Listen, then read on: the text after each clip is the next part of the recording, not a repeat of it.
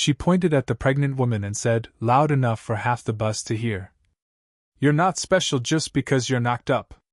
Get up. I was here first." The bus went silent. The woman blinked, caught off guard.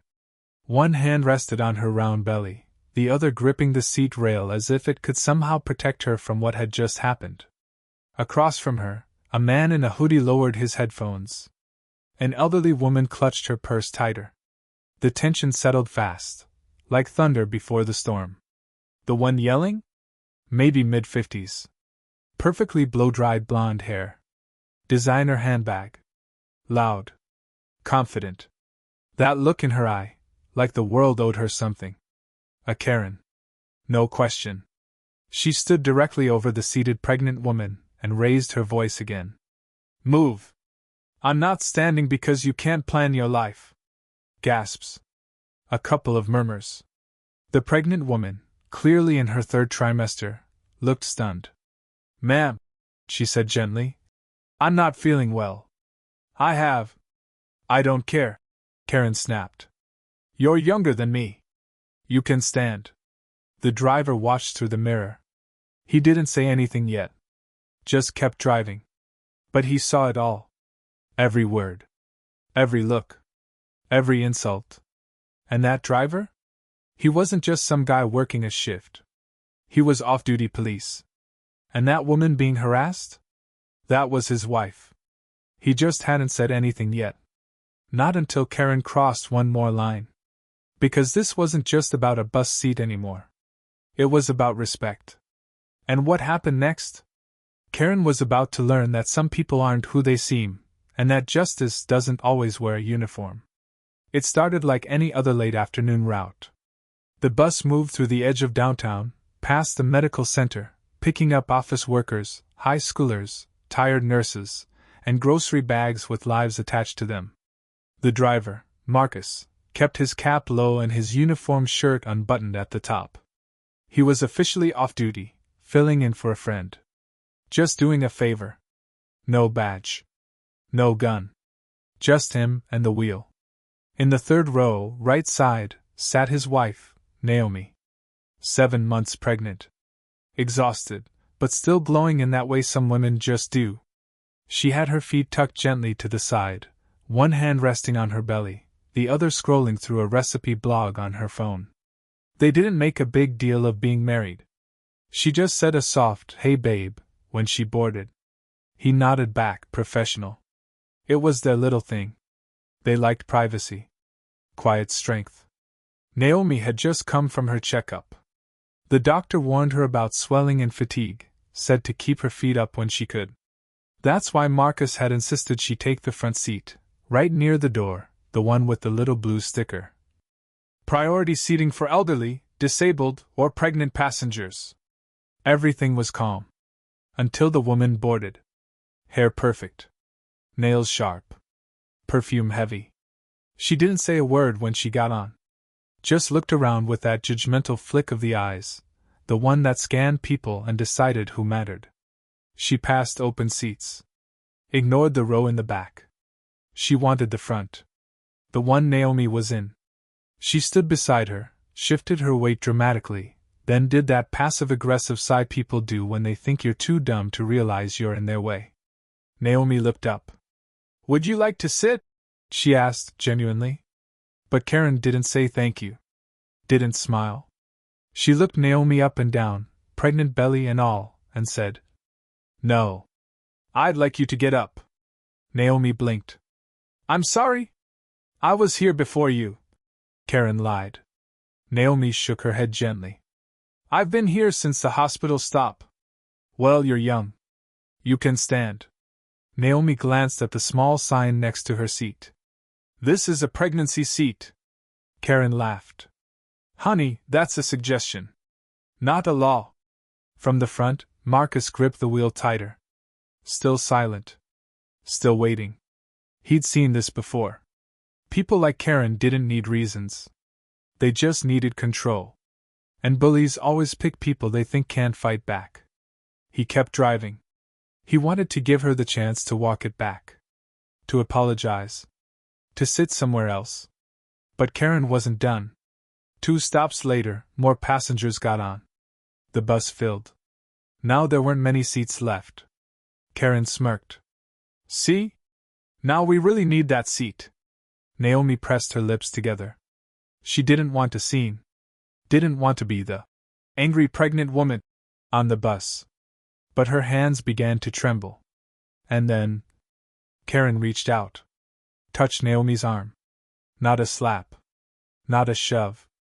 But just enough to cross the line. I'll take it from here, she said coldly. That was it. That was all it took. Marcus reached for the switch. The brakes hissed. The bus stopped, right in the middle of the next block. He pulled the lever, flipped on the hazard lights, and stood. For the first time since the route began. He didn't raise his voice. He didn't make a scene. He just turned around slowly. And finally spoke.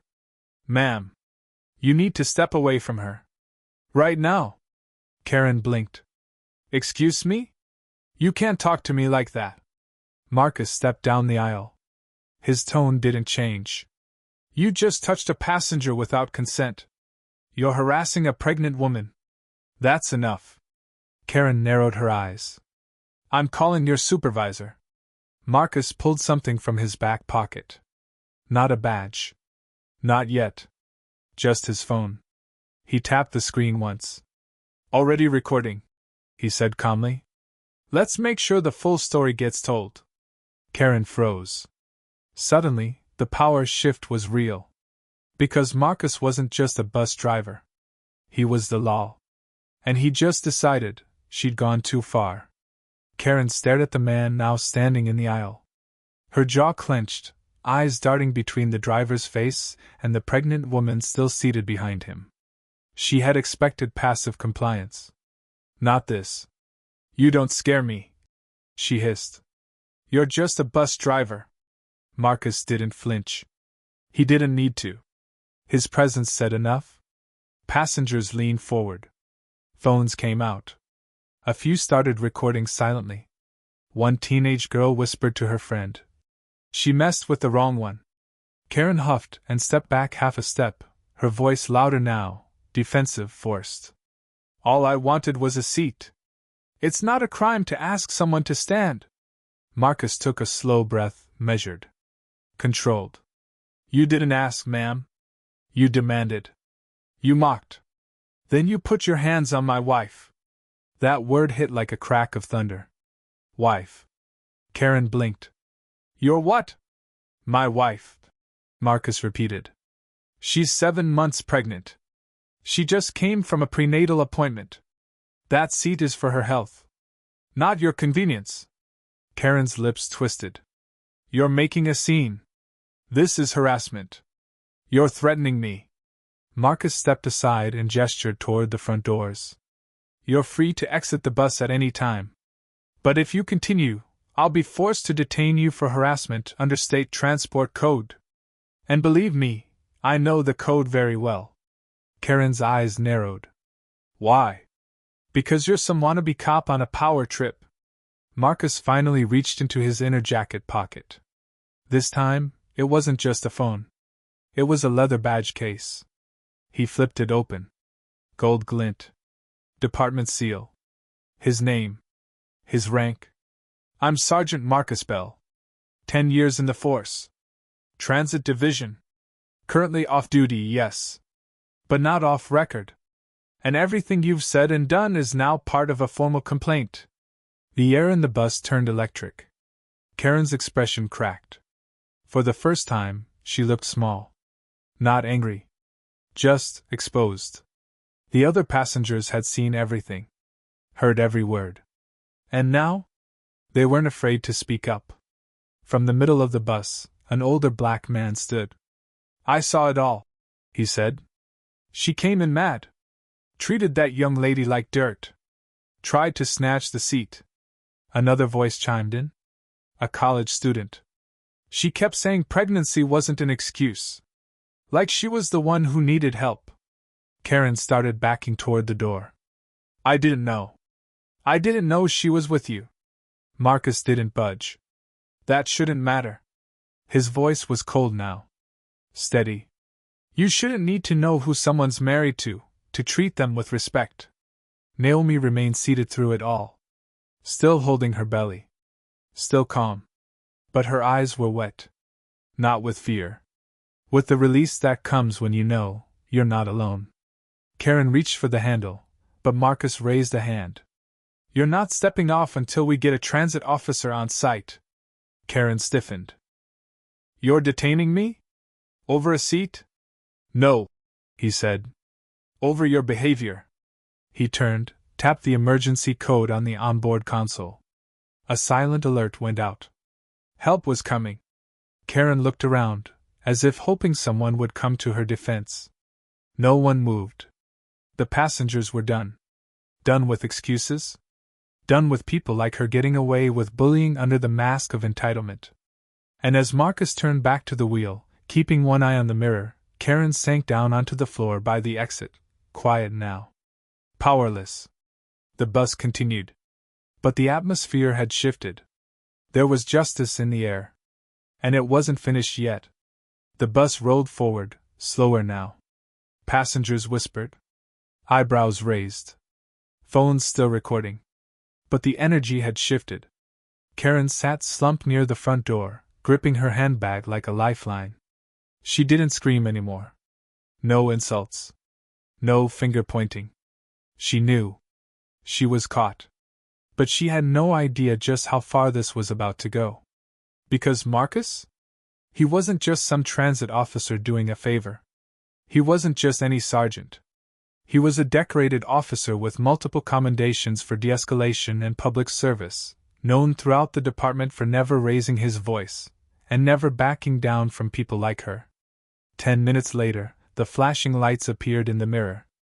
2 patrol officers boarded the bus at the next stop, 1 male, 1 female, both in uniform. They didn't need introductions. Marcus gave them a nod. Thanks for coming, he said. Got a situation, passenger harassment, verbal abuse, and unwanted physical contact with a pregnant woman. Karen perked up. I didn't touch her. I barely. Ma'am, the female officer interrupted, calm but firm. You'll have a chance to make a statement. But right now, we need to escort you off the bus. Karen's eyes darted. You're kicking me off? We have multiple witness reports. And footage, the officer added, pointing to the surveillance cam above the front windshield. Karen stammered. But he's the driver. He's not even real police. That's when the male officer cut in. Sergeant Bell is a senior transit enforcer with cross-jurisdictional authority. And today, he's more than qualified to handle this call. You're lucky he handled it. Karen froze. That was the moment it hit her. Not just that she was wrong, but that she had tried to outplay a man who writes the rules she thought she could bend. She stood up slowly, suddenly looking very small for someone who had filled the entire front of the bus with her voice just moments ago. I didn't mean to. I didn't know she was pregnant. Naomi finally spoke. Soft. Controlled. But every word clear. You looked right at me. Karen opened her mouth. Then closed it. There was nothing left to say. The officers guided her off the bus, one holding her elbow as she stumbled down the steps. A few people inside clapped quietly, not out of mockery, but relief. Back inside, Marcus took a moment to breathe. He didn't look at his wife yet. Instead, he turned to the passengers. Sorry for the delay, he said. You all deserve a peaceful ride. A round of nods. A few quiet, thank yous. He glanced at Naomi. Her eyes were glistening. Not with fear, but pride. She had stayed composed. She had trusted him. He returned to the wheel. Started the bus again. And this time, the silence wasn't heavy. It was peaceful. 20 minutes later, the route ended at the transit hub. As passengers filed off, many stopped by the front. Thanks for standing up for her. My sister went through something like that. No one said a word. Respect to you, man. You handled that like a pro. The last passenger, a teenage girl who had filmed the whole thing, walked up and grinned. "Sir, if you ever run for mayor, you've got my vote." Marcus laughed. "Let's start with driving the bus." Naomi chuckled softly. But deep down, she knew what that day meant. Not just for them. For everyone on that bus. Karen was issued a citation for public harassment, and placed on the Transit Authority's banned passenger list. She would no longer be allowed on any city-operated routes without approval from the board. Her name would be flagged in the system. Her behavior? On record. And thanks to bystander footage, the internet had already made its own judgment. A clip of her screaming at a pregnant woman had gone viral before they even got home. By the time Karen got home that night, the damage was already done. The video had hit social media fast. The teen on the bus uploaded it with the caption, "Karen tried to kick a pregnant woman off the bus. Turns out her husband was the driver, and a cop." Within hours, it had thousands of views. By morning, it had millions. Comments poured in. "This is why people film everything. Her face when he pulled out the badge. Priceless. Imagine bullying a pregnant woman and finding out you picked the wrong one." But this wasn't just internet shame. The consequences were real. The Transit Authority issued an official ban. Karen was prohibited from using any public bus or train in the city for 6 months, pending review. She could appeal, but she'd have to sit in front of a committee. On record. With witnesses. And she knew exactly how that would go. The footage spoke louder than any apology she could fake. But it didn't stop there. Because someone recognized her. A local journalist picked up the story and linked her to a prior incident at a grocery store, a similar confrontation with a cashier who spoke Spanish. That clip hadn't gone viral. But this one did. Now people were watching her. Her workplace received calls. The school where her adult daughter volunteered got emails. Karen tried to spin it, of course. Claimed she was stressed, confused, that the video didn't show everything. But the video showed enough. Meanwhile, Marcus received a letter from the chief of police. It commended his handling of the incident, praised his restraint, and even used the footage as part of a new training module on de-escalation and community service. His badge? More respected than ever. His story? A quiet reminder that true strength isn't in shouting, but in showing up. And Naomi? She was invited to speak at a women's health event, where she shared what it felt like to be humiliated in public, and then protected with dignity. She didn't cry. She stood tall. And she ended with, "I didn't need him to rescue me. I needed the world to see what we go through." And they did. This time they did. Karen eventually wrote a formal apology. 2 paragraphs. Cold. Typed. Required by law. She didn't ask for forgiveness. She didn't get any. The bus company posted it on their site. Small font. No headline. But right next to it? A picture of Marcus and Naomi. Smiling. Calm. The caption read, "Every rider deserves respect. Every voice deserves safety." It had been 2 months. The story had long stopped trending. The video faded from the front page, the headlines moved on, and the internet, true to form, found new drama to chase. But for Marcus and Naomi, the moment never left. Because some moments don't just go viral. They stay. Naomi was now 8 months pregnant. Slower. Rounder. But still radiant. She no longer feared public transit. In fact, she rode it proudly. People recognized her now. Quiet nods. Kind smiles. The occasional, "You're that woman from the video, right?" She never corrected them. Because yes, she was that woman. But more than that, she was the woman who didn't stand. Not when she shouldn't have to. And that small act? That silent resistance? It rippled further than she ever expected. One Saturday, while shopping for baby clothes, a stranger tapped her shoulder. A woman. Middle-aged. Latina. Nervous smile. "I just wanted to say thank you," she whispered. "My daughter's pregnant. She was scared to take the bus alone." But then she saw your video. Now she carries herself a little prouder. Naomi smiled. Didn't say much. Just nodded. Because that, right there, was why it all mattered. Marcus, too, carried the weight. He didn't brag about what happened. Didn't turn it into a badge of honor. But every time he got behind the wheel, he remembered. Every time someone raised their voice on a crowded bus, he stepped in sooner. Not with anger. With authority. With purpose. Because he'd seen what happened when silence gave people like Karen space. And he refused to give them any more. The baby was born one chilly Friday morning. A boy. Healthy lungs. Loud cries. A full head of hair that surprised even the nurse. They named him Justice. Not for the drama. Not for the clickbait headlines. But for the principle. For the idea that standing your ground, sitting your ground, even, could mean something. Could change something. They brought him home quietly. No news vans. No interviews. Just them. A family. Whole. But on their first bus ride with Justice in a stroller, something happened. An elderly man got on. Wobbly cane. Heavy coat. Naomi stood. Offered him her seat. He smiled. Thank you, miss. I saw you on the news a while back. Good to see not everyone lets power get to their head. Naomi smiled back, heart full. Because the real power? Wasn't in a badge. Or a viral video. Or even in the punishment Karen.